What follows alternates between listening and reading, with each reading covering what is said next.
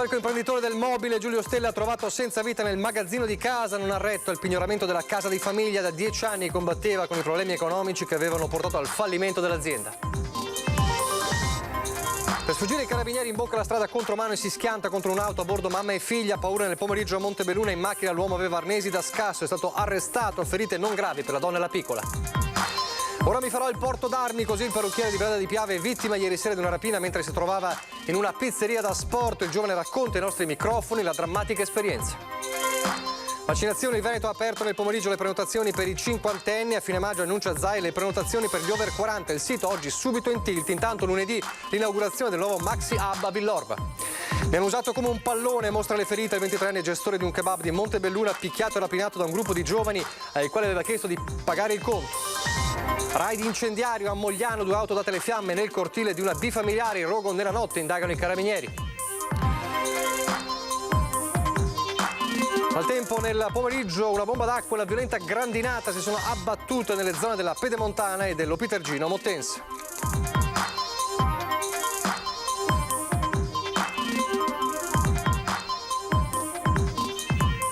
Telespettatori di Antenna 3, buonasera e ben ritrovati. Il telegiornale di Treviso dunque in primo piano il profondo cordoglio nel quartiere del Piave, ma anche nel mondo economico della Marca per la tragica scomparsa di Giulio Stella, storico imprenditore del settore del mobile di Farra di Soligo, che si è tolto la vita questa mattina.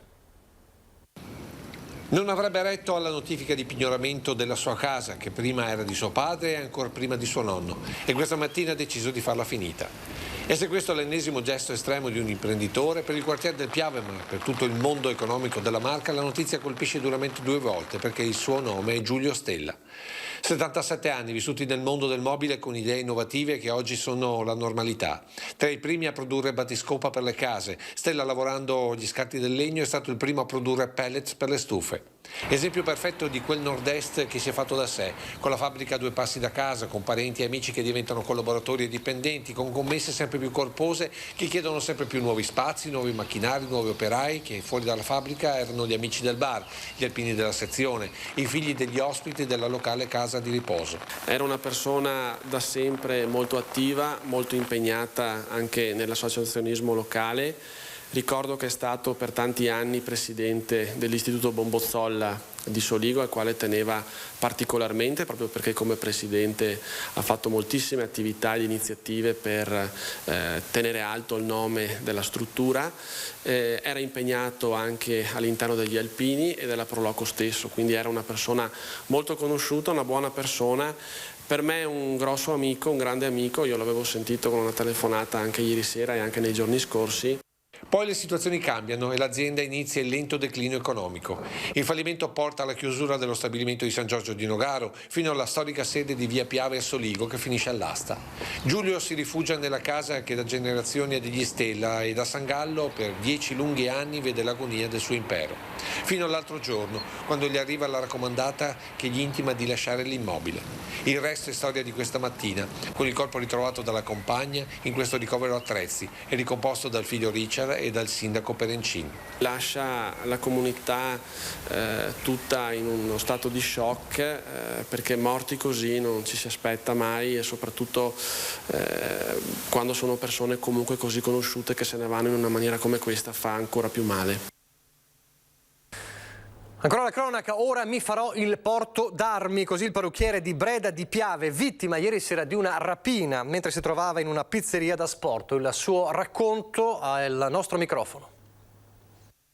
Ho visto la faccia impallidire del proprietario della pizzeria, sul momento ho capito che c'era qualcosa che non andava, mi sono girato. Come mi sono girato?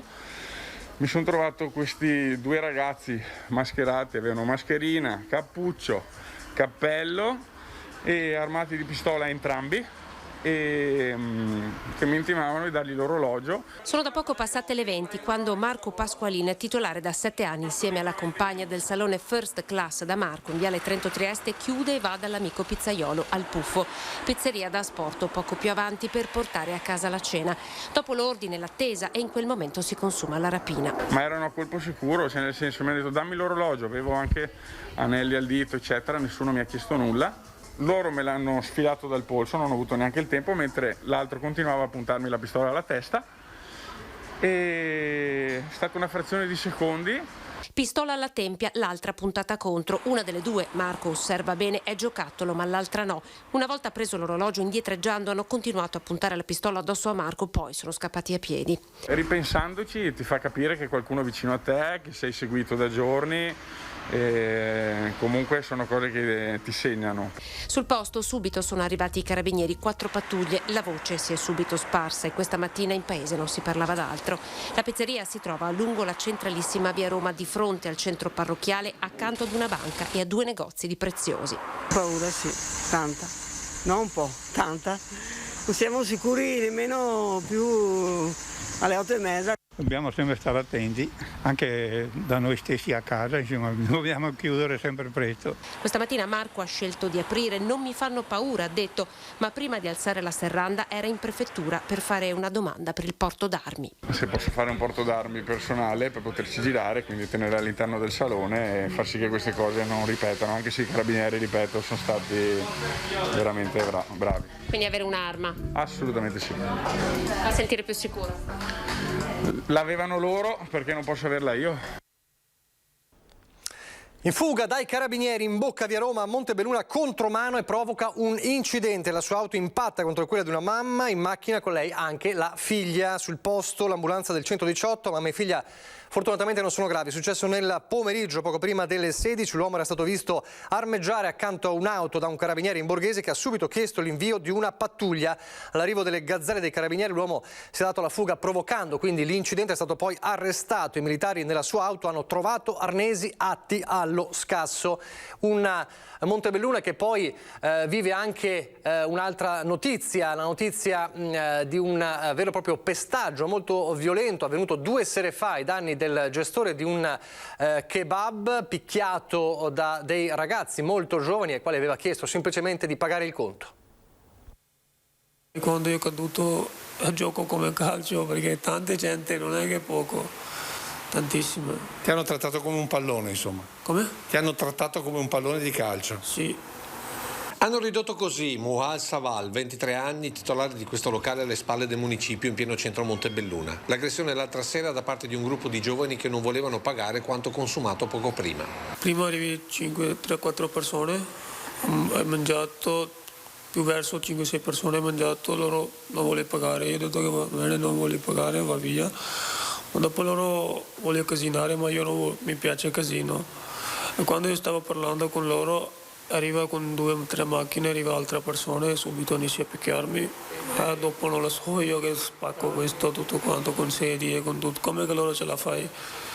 Ho preso soldi, 1.000 euro, quelle che io in mia tasca. Dopo domani io controllo perché io ero verso 2-3 di notte in ospedale. Non lo so che come posso fare. Un vero e proprio raid contro il giovane pakistano che da 5 anni lavora in proprio con il kebab. Un'aggressione con rapina durata più di un quarto d'ora e terminata con il 23enne a terra, semi-incosciente e sanguinante, tra tavoli e sedie devastati. Oltre una ventina i punti di suture in testa e dolori in tutto il corpo che costringono il giovane a rimanere a casa. Tornerai a lavorare? Tra poco, quando sento bene, ancora un po' male. Quando sento bene torno a lavoro. Intanto qualche ragazzi lavori con me, anche loro hanno paura, non vai a lavorare. Io ho detto vai a lavoro perché dopo torno anche io. Immediata è scattata la solidarietà della città mentre il sindaco promette. A Montebelluna certi comportamenti non sono tollerati. Attualmente le forze dell'ordine, i carabinieri, stanno indagando e sicuramente coloro che hanno avuto questo comportamento hanno le ore contate, perché tramite anche il sistema di videosorveglianza eccetera verranno sicuramente riconosciuti. Un'altra notizia di cronaca di poco fa, l'intervento del SUEM per una bambina di circa 7 anni caduta in una bocca di lupo a Serravalle, un'apertura di aerazione dei locali interrati. La bocca di lupo è caduta dentro, è rimasta incastrata, è stata estratta dai soccorritori e portata con l'elicottero del SUEM all'ospedale di Treviso. Non sarebbe fortunatamente in pericolo di vita questa bimba di circa 7 anni caduta in questa bocca di lupo a Serravalle. Torneremo fra poco a parlare di cronaca, adesso però apriamo la pagina della questione Covid, gestione Covid con le vaccinazioni. Il Veneto ha aperto nel pomeriggio le prenotazioni per i cinquantenni, è stato subito un boom di accessi al portale della regione, dalle 16 alle 19 nella Marca 20.000 prenotazioni. Da oggi, venerdì 7, dalle ore 16, senza calcarsi, senza fare casini, apriamo ai 50-59 e apriamo, tenetevi duri, fino al 9 giugno, dando disponibilità di 800.000 posti. Scatto in avanti per la campagna vaccinale in Veneto che apre alla corte dei cinquantenni. L'annuncio del presidente della regione che, forte dei nuovi arrivi di dosi di Pfizer e Moderna, vuole premere sull'acceleratore delle fasce più giovani ed attive della popolazione. Non esclude che anche qui anticiperemo i 40-49.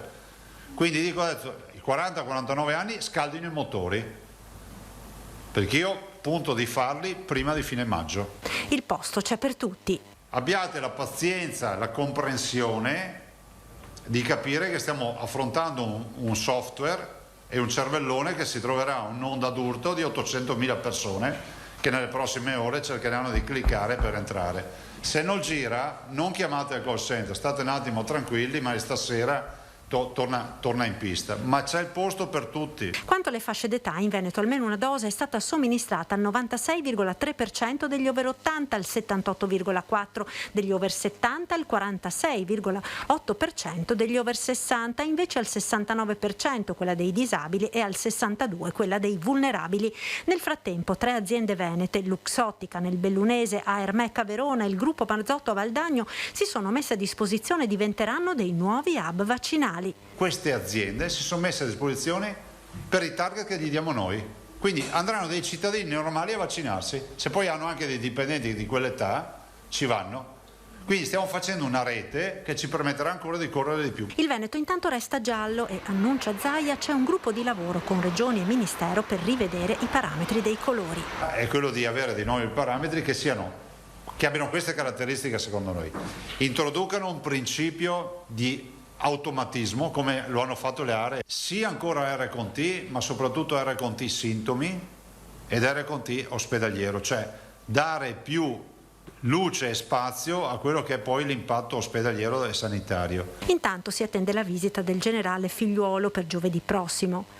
Il generale Figliuolo sarà qui e faremo al padiglione Rama un incontro con gli stakeholders, no? Vuole incontrare i prefetti, le autorità di polizia eccetera. Poi andremo a seguire al padiglione Acque.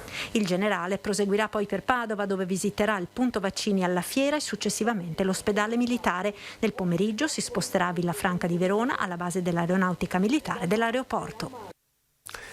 L'annuncio di qualche giorno fa del ministro Speranza dello slittamento della seconda dose dei vaccini Pfizer e Moderna a 42 giorni dalla prima ha suscitato in queste ore dubbi, anche perplessità, molte domande. Dubbi sono stati sciolti oggi dall'assessore Lanzarin, che dice questo slittamento a 42 giorni dalla prima ci sarà, ma non per chi ha già fatto la prima dose e ha l'appuntamento per il richiamo. Sentite. Vaccini Pfizer e Moderna, la nuova indicazione del Comitato Tecnico Scientifico raccomanda un intervallo tra prima e seconda dose che sale a 42 giorni. La Regione Veneto si adegua, anche se le nuove date valgono solo per chi si vaccina da ora in poi. Cioè tutti quelli che erano già programmati con la seconda dose a 21 e a 28 giorni rimangono, perché sarebbe comunque complicato pensare di spostare tutti gli appuntamenti. Le prenotazioni che partono da oggi, quindi quelle nuove, invece avranno le 6 settimane. Intanto nella Marca aprirà lunedì il nuovo centro vaccinale all'ex Maber di Villorba, lavori a tempo di record per l'area industriale chiusa dal 2012, destinata a diventare il più grande hub del Veneto, grazie anche al quale l'azienda sanitaria punta a raggiungere le 10.000 dosi giornaliere. Torniamo alla cronaca, una notte di fuoco con 2 auto date alle fiamme in una bifamiliare a Mogliano. No, grazie. Non sto più capendo niente, perché per arrivare a farmi una roba del genere non so. Sto ancora cercando di capire, sembra tutto surreale. Padre, madre e figlio sono stati svegliati alle 2 di notte dallo scoppio e dalle fiamme che già lambivano le finestre della loro villetta al secondo piano. Entrambe le loro auto stavano andando a fuoco. Qualcuno, secondo una prima ricostruzione, si sarebbe introdotto nella loro abitazione in via Azzalea a Mogliano Veneto per dare alle fiamme entrambe le automobili, una Mercedes e un Audi. Ci sono volute ore per spegnere il fuoco. Alle 6 del mattino le operazioni sono terminate. Questo è quello che rimane delle 2 autovetture parcheggiate come sempre in cortile. Un gesto intimidatorio, una resa dei conti, una rivalsa. Il giovane è incredulo, spaventato, era con il padre questa mattina dai carabinieri per depositare formalmente la denuncia. Con tutta probabilità l'incendio è di natura dolosa. Un quartiere tranquillo, quello che lambisce via dello scautismo, nella primissima periferia di Mogliano, un dedalo di vie e villette. Nessuno dei vicini ha visto o sentito nulla, tutti sono stati svegliati dalle grida e dall'arrivo dei pompieri da Mestre con un'autopompa, un'autobotte e 7 operatori. Sul posto anche il carro ambientale dei Vigili del Fuoco per la bonifica della zona. Sul caso ora stanno indagando i carabinieri. Rubati i fiori dalla tomba di Mattia Battistetti, il 23enne è morto una settimana fa nel terribile incidente sul lavoro a Montebelluna in un cantiere di via Magellano, schiacciato dai 15 quintali di ponteggi metallici piombati al suolo da una gru. Ignoti hanno portato via i fiori e una sigaretta che gli amici avevano lasciato sulla tomba, un gesto inqualificabile, commenta il sindaco Elzo Severin. Tra l'altro quella zona del cimitero non è coperta dalle telecamere di videosorveglianza, un atto che ovviamente aggiunge dolore al dolore per la famiglia del giovane.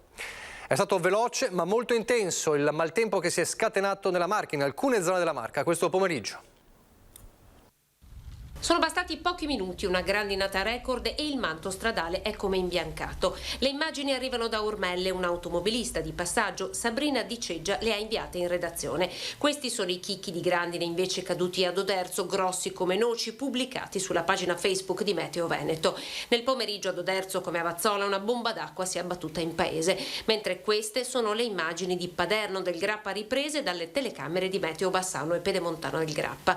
Al momento non si registrano danni o richieste degli interventi dei Vigili del Fuoco. Le forti piogge si sono abbattute anche sui comuni di Maser e Valdobbiadene per spostarsi poi lungo il litorale. Temperatura in discesa, il maltempo confermato anche per la prossima settimana sta mettendo in apprensione gli agricoltori dopo le gelate dello scorso mese, quando il freddo ha causato un taglio del 75% della produzione di vigneti, frutteti e ortaggi.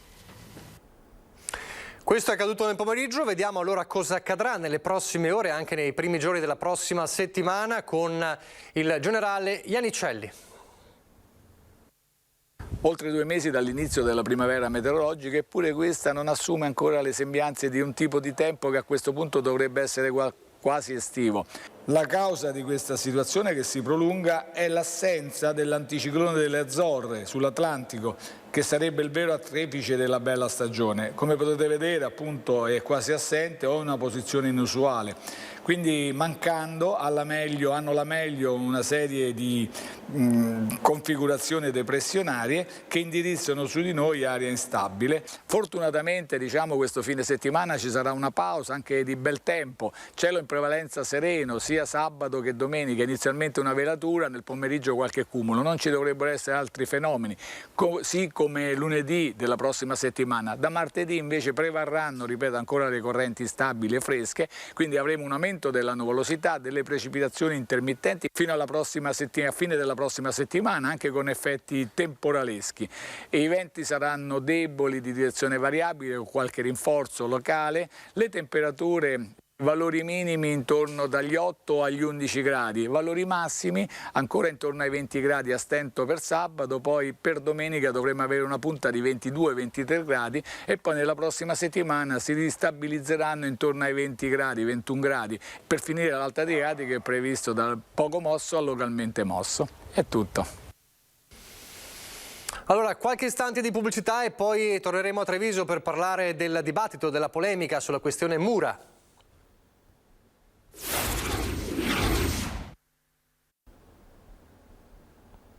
Rieccoci in diretta allora a Treviso per parlare del dossier per tutelare maggiormente le mura di Treviso. A realizzarlo 9 associazioni cittadine che oggi hanno presentato lavori e obiettivi al Bastione di San Marco.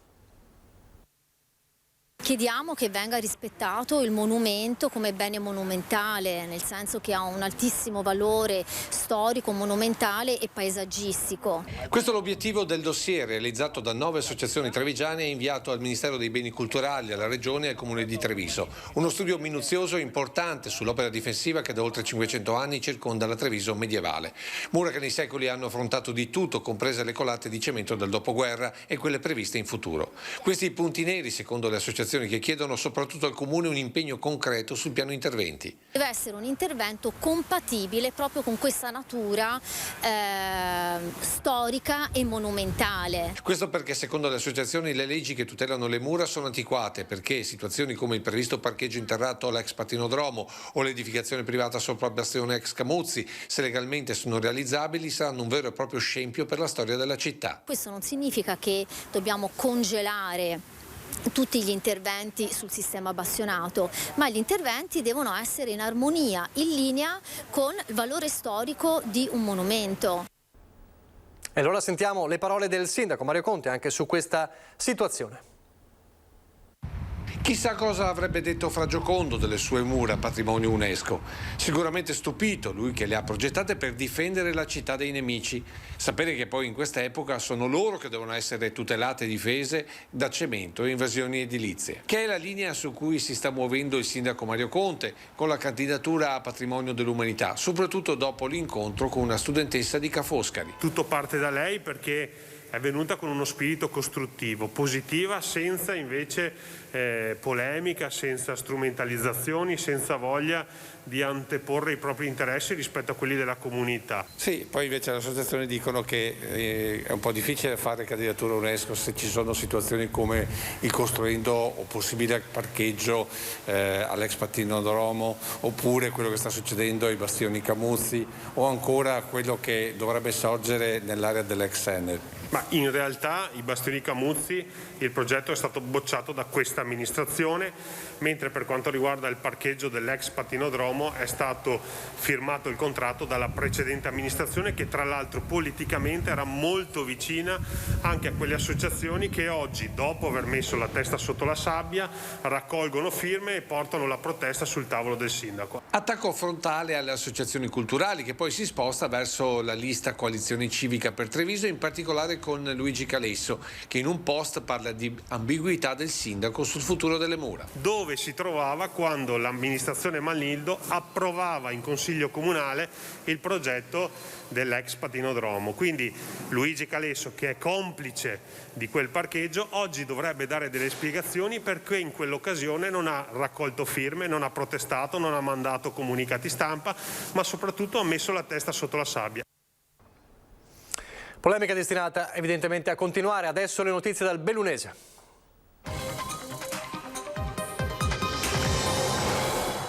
Aggiornamento della cronaca con le condizioni che restano gravi della 54enne rumena coinvolta nell'esplosione avvenuta ieri in un'abitazione in frazione Sorriva del comune di Sovramonte. La donna è ricoverata nel reparto grandi ustionati dell'ospedale di Padova. Stazionarie le condizioni della 98enne Zita Fontana, per cui è stata emessa una prognosi di 25 giorni. E poi questa mattina la protesta in 50 senza stipendio da 4 mesi. Sono le maestranze delle 2 aziende lombarde subappaltatrici dei lavori all'albergo Tre Croci di Cortina, che stamattina hanno protestato per rivendicare i loro salari. L'albergo è stato sottoposto a ristrutturazione in occasione dei mondiali di sci e ora c'è un rimpallo di responsabilità tra la committenza e le 4 aziende che vi hanno lavorato. A fianco dei lavoratori la Fillea CGIL di Belluno, che sta seguendo la difficile vertenza. Parliamo di violenza di genere. Non è andato perduto il lavoro degli studenti del Catullo di Belluno, coinvolti nella campagna permanente contro la violenza di genere che la Polizia di Stato ha iniziato nel 2017. Capacità tecnica, competenza e profonda sensibilità, la sintesi del lavoro sulla violenza di genere svolto dagli studenti del liceo artistico Catullo di Belluno è riassunta nell'opera di Benedetta, Grazia, Mina e Anna, in quella mano che si erge a simboleggiare una richiesta d'aiuto. È sorretta da altre mani, ma non tutte la sollevano. Una è l'installazione collettiva composta da 6 grandi tele velate che mettono a confronto frasi misogene riportate da personaggi che hanno ricoperto alte cariche istituzionali e citazioni che dimostrano in modo inequivocabile l'uguaglianza dei sessi che esiste e deve essere rispettata. Siamo molto contenti del messaggio che è stato dato. Vogliamo che questa non sia un'esperienza estemporanea, ma che continui. Quindi il tema viene riproposto anche durante le lezioni normali.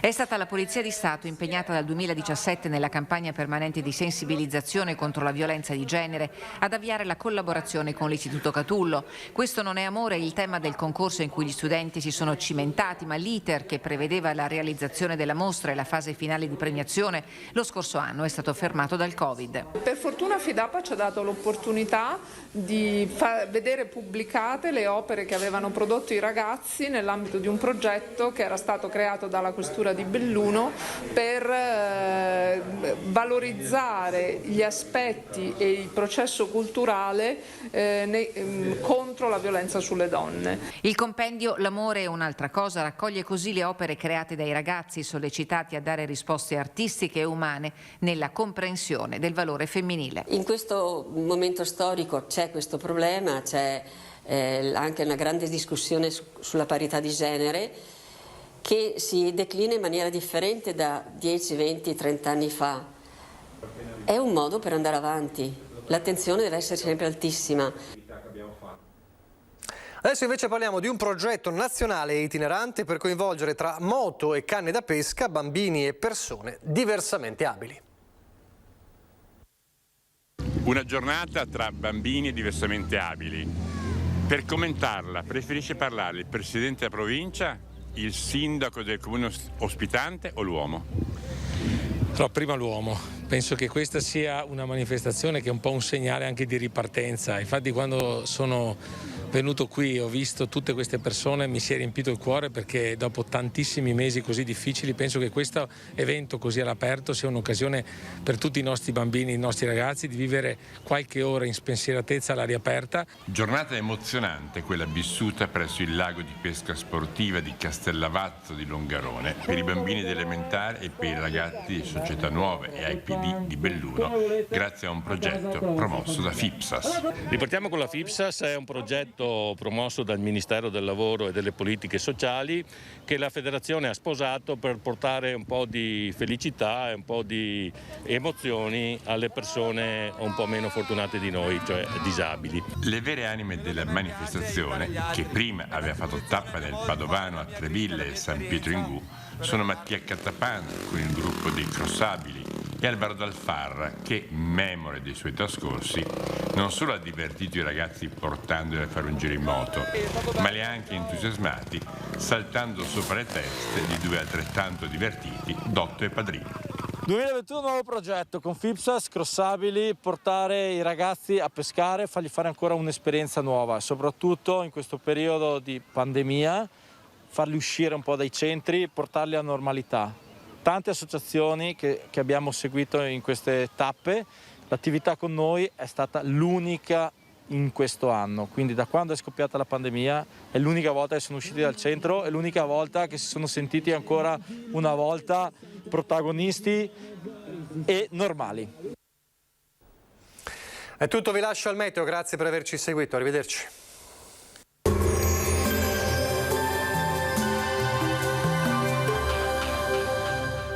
Cooperativa Agricola Volpago. Da noi trovi la carne fresca di prima qualità, genuina e salutare per il tuo benessere. Ci trovi a Volpago del Montello, Pieve del Grappa e Tre Baseleghe.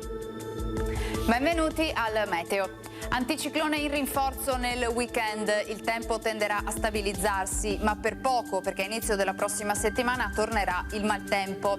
Vediamo intanto il dettaglio di sabato 8 maggio. Sul Veneto alta pressione, la giornata trascorrerà all'insegna di condizioni asciutte e stabili, tanto sole come vediamo su tutta la regione, cielo sereno o al più velato, nulla di particolare da segnalare. Venti localmente moderati da nord-est. Temperature senza variazioni di rilievo, minime tra 5 e 12 gradi, valori massimi oscillanti invece tra i 17 e i 20 gradi all'incirca. Ci spostiamo ora sul Friuli Venezia Giulia, dove sarà anche qui una splendida giornata soleggiata, cielo limpido e non sono attese piogge degne di nota. Temperature minime tra 7 e 11 gradi, massime sui 18-19 gradi.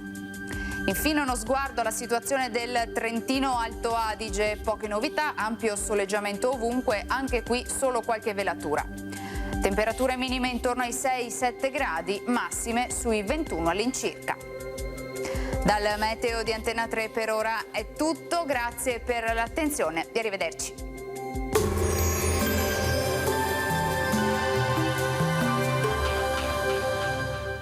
Cooperativa Agricola Volpago. Da noi trovi la carne fresca di prima qualità, genuina e salutare per il tuo benessere. Ci trovi a Volpago del Montello, Pieve del Grappa e Trebaseleghe.